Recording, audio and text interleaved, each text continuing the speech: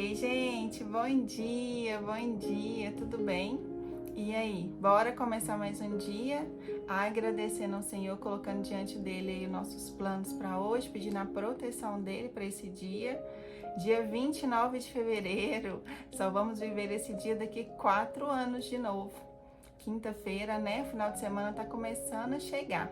Bora lá ler a nossa mensagem de hoje, nosso devocional Café com Deus Pai, e depois fazer a leitura da palavra.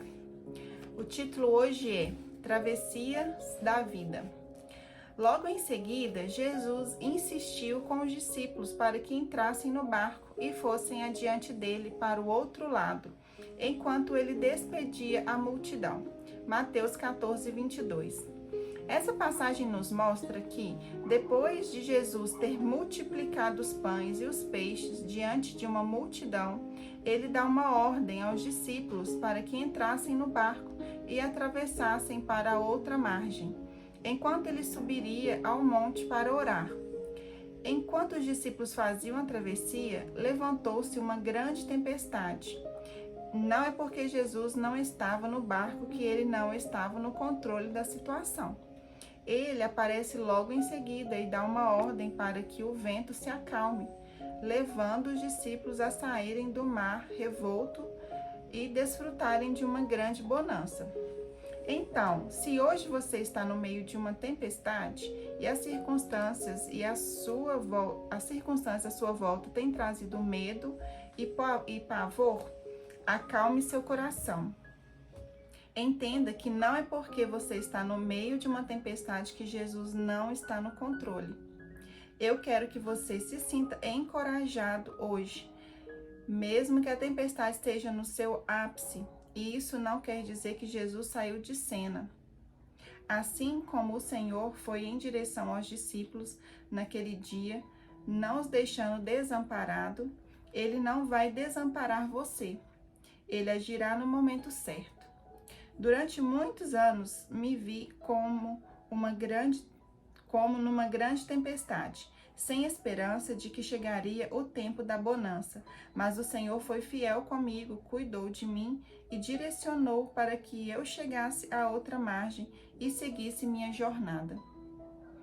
Assim também pode acontecer com você, bastando que confie que o Senhor não perdeu o controle, que tudo coopera para você viver um grande milagre.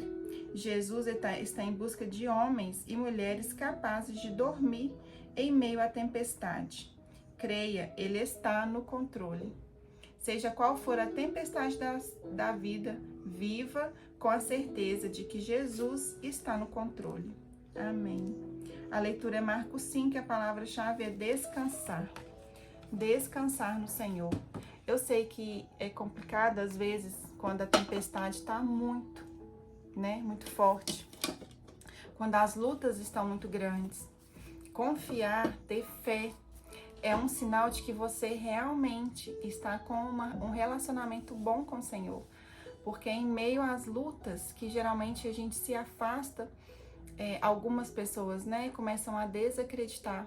Outras não, outras no meio das lutas que elas vão para o Senhor.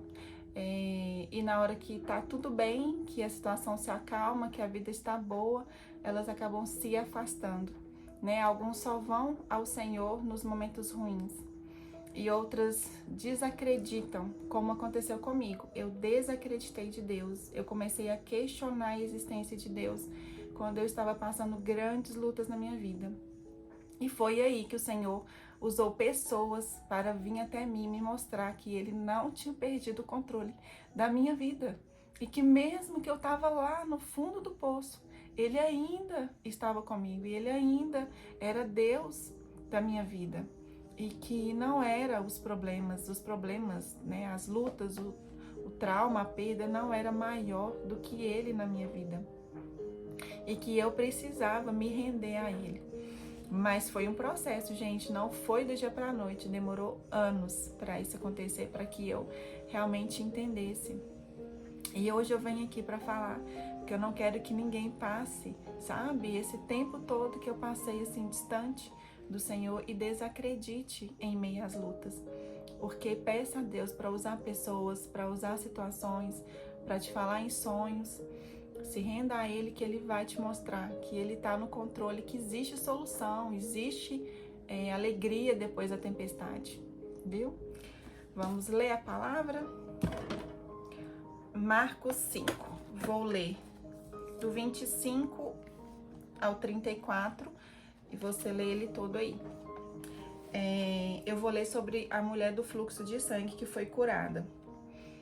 E certa mulher que havia 12 anos tinha um fluxo de sangue e que havia padecido muito com muitos médicos e despendido tudo o que tinha, nada lhe aproveitando isso, antes indo a pior.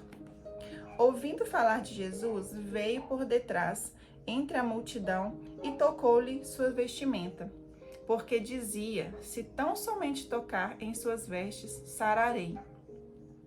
E logo se lhe tocou, lhe secou a fonte do seu sangue, e sentiu no seu corpo estar já curado daquele mal. E logo Jesus, conhecendo que a virtude de si mesmo saíra, voltou-se para a multidão e disse: quem tocou nas minhas vestes? E disseram-lhe os discípulos: vê que a multidão te aperta, e dizes: quem te tocou? Quem me tocou?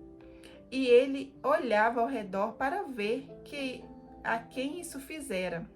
Então a mulher que sabia o que tinha acontecido, temendo e tremendo, aproximou-se, prostrou-se diante dele e lhe disse toda a verdade. Contou para ele, né, o que ela tinha feito, tudo que ela passava ali há tantos anos e que ela tinha sido curada. E ele lhe disse: filha, a tua fé te salvou. Vá em paz e ser curada deste mal.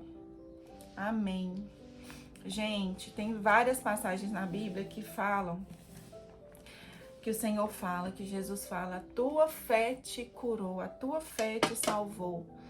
Não, o Senhor não trabalha se não houver fé. O Senhor não faz milagre, o Senhor não age na sua vida se você não tiver fé, se você não acreditar nele. Ele vai enviar pessoas, ele vai, pedir para entrar na sua vida. Mas se você não chegar no ponto de se render, você vai virar vai continuar naquele ciclo e nada vai mudar. Você não vai conseguir ver o milagre acontecer se você não acreditar, se você duvidar na sua mente, no seu coração, Creia que Deus existe, que Ele te ama e que Ele quer o seu bem, Não deixe que as lutas, as reportagens, as coisas ruins do mundo tirem, a sua fé, a sua esperança, que você desacredite, que você, tenha aquela dúvida. Eu sei, eu até parei de ver, gente, reportagens, enfim, algumas coisas que deixavam meu coração triste. E por muitas vezes isso me fazia questionar a existência de Deus lá atrás, quando a minha fé ainda estava assim, bem fraca. E se você tá assim, peça ao Senhor para fortalecer sua fé. E esteja sempre orando, lendo a palavra, isso vai te ajudar a crer, a estar mais próximo de Deus. E é isso, gente. Tenham todos um ótimo dia. Jesus abençoe vocês. Lê toda a palavra aí na sua casa, feche os seus olhos, agradeça ao Senhor pelo dia de hoje. Peça pela sua casa, pela sua família, pela sua vida, viu? Fiquem todos com Deus. Até amanhã.